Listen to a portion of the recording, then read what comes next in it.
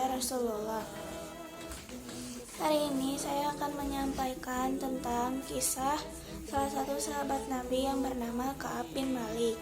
Ka'ab bin Malik yang kisah tentang kejujuran Ka'ab bin Malik yang sampai saat ini bisa diambil manfaatnya. Kisah ini berawal ketika saat akan perang Tabuk. Rasulullah yang paling senang mengadakan perjalanan pada hari Kamis akhirnya berangkat menuju Tabuk bersama rombongannya.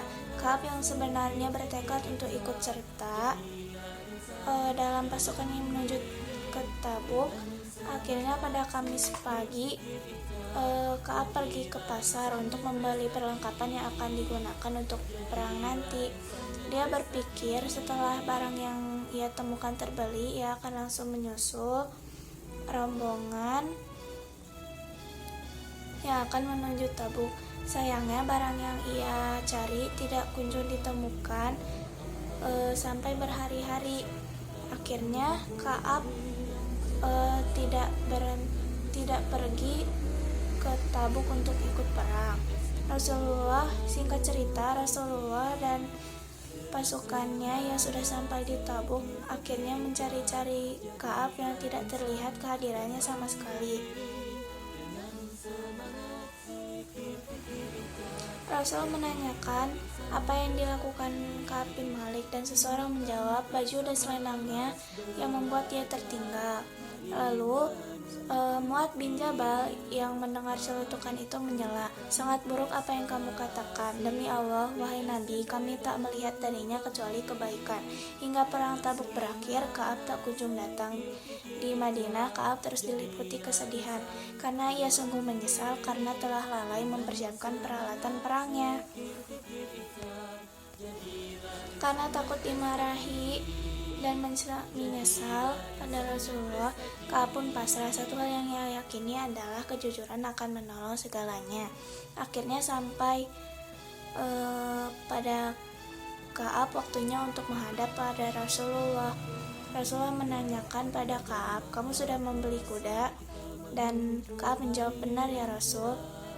Rasul menanyakan apa yang dilakukan Ka'ab bin Malik dan seseorang menjawab, baju dan selendangnya yang membuat dia tertinggal.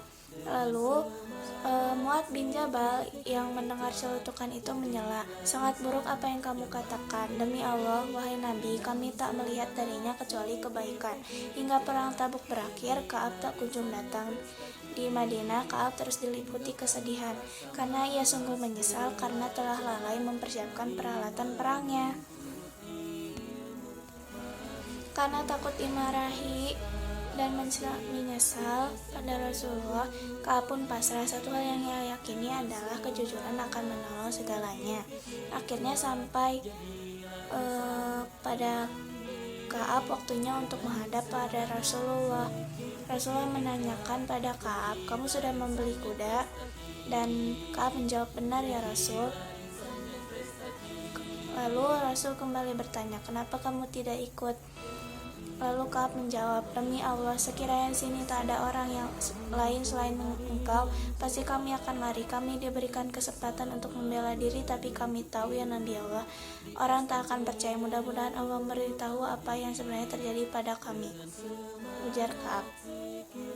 Rasul berkata, kalau itu sungguh benar kata-katamu, pergilah sampai ada keputusan dari Allah.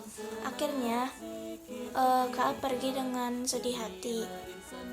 Rasulullah melarang semua sahabat untuk berbicara dengan Ka'ab. Tak ada satupun yang menyapanya. Hingga hari ke-40 utusan Rasul datang. Ka'ab diperintahkan untuk menjauhi istrinya. Haruskah kuceraikan? Tanya Ka'ab. Utusan Rasul itu menjawab tidak, tetapi jangan mendekatinya. Ka'ab berupaya keras untuk melepas sanksi sosial itu, tapi tak kuasa. Hingga hari ke-50 tiba, Ka'ab melaksanakan sholat fajar di balik Ka'bah. Ia benar-benar bertaubat. Lalu tiba-tiba terdengar suara dari atas bukit, bergembiralah wahai Ka'ab bin Malik. Ia langsung bersujud dan bersyukur.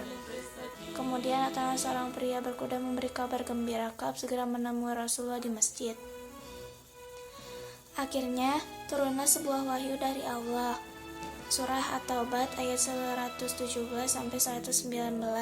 Tak ada kenikmatan yang lebih besar sesudah berislam bagi Ka'ab kecuali kejujurannya kepada Rasulullah. Begitulah sesungguhnya tobat Ka'ab hingga Allah dan Rasul mengampuni kelalaian seorang Ka'ab.